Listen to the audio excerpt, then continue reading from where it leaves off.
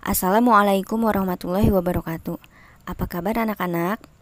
Ibu harap kita semua selalu dalam keadaan sehat walafiat dan senantiasa selalu berada dalam lindungan Allah Subhanahu wa Ta'ala.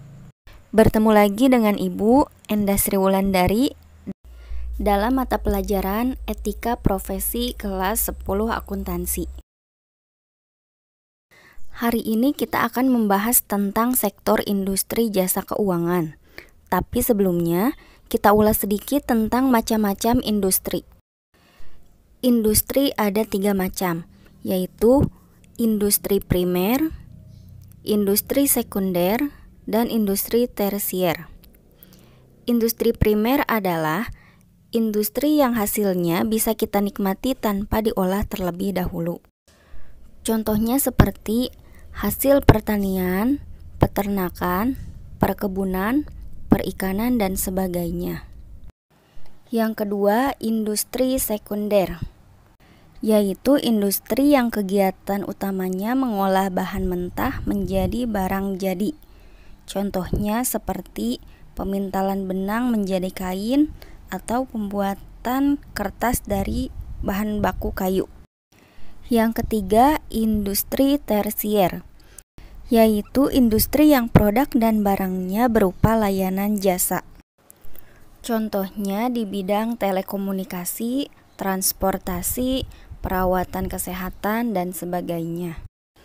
Nah, sekarang yang akan kita bahas adalah mengenai industri tersier atau industri jasa. Salah satu industri jasa yang ada yaitu sektor industri jasa keuangan.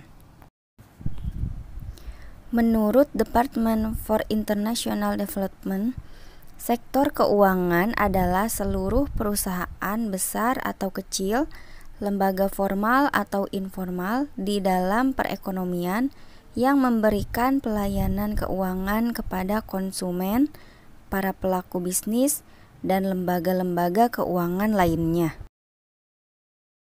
Kemudian ada lembaga keuangan sebagai entitas dalam sektor keuangan. Lembaga keuangan adalah suatu badan yang bergerak di bidang keuangan untuk menyediakan jasa bagi nasabah atau masyarakat. Yang pertama ada lembaga keuangan bank atau LKB. Bank diartikan sebagai lembaga keuangan yang kegiatan utamanya adalah menghimpun dana dari masyarakat dan menyalurkannya kembali dana tersebut ke masyarakat, serta memberikan jasa bank lainnya. Seperti yang kita ketahui, jenis bank di Indonesia sangatlah beragam. Ada bank milik pemerintah, milik swasta, milik asing, dan yang lainnya. Kemudian yang kedua ada lembaga keuangan bukan bank atau LKBB, yaitu semua badan usaha yang melakukan kegiatan di bidang keuangan, yang secara langsung atau tidak langsung menghimpun dana dengan cara mengeluarkan kertas berharga dan menyalurkan dana kepada masyarakat. Contoh dari lembaga keuangan bukan bank antara lain seperti leasing, perusahaan asuransi, pegadaian, koperasi kredit, dan lain-lain. Dan yang terakhir ada Otoritas Jasa Keuangan atau OJK.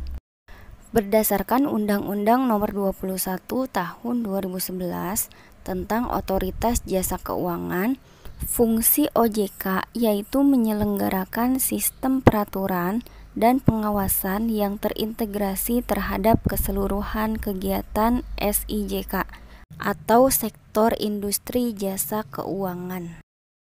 OJK adalah lembaga yang independen atau bebas dari campur tangan pihak lain yang mempunyai fungsi, tugas, dan wewenang. Jadi, OJK bertugas mengatur, mengawasi, dan memeriksa juga menyidik semua aktivitas sektor industri jasa keuangan. Itulah materi yang bisa kita pelajari hari ini tentang sektor industri jasa keuangan. Bila ada yang ingin ditanyakan, silahkan diskusikan di forum Classroom. Kita lanjutkan lagi di pertemuan selanjutnya. Terima kasih atas perhatiannya. Wassalamualaikum warahmatullahi wabarakatuh.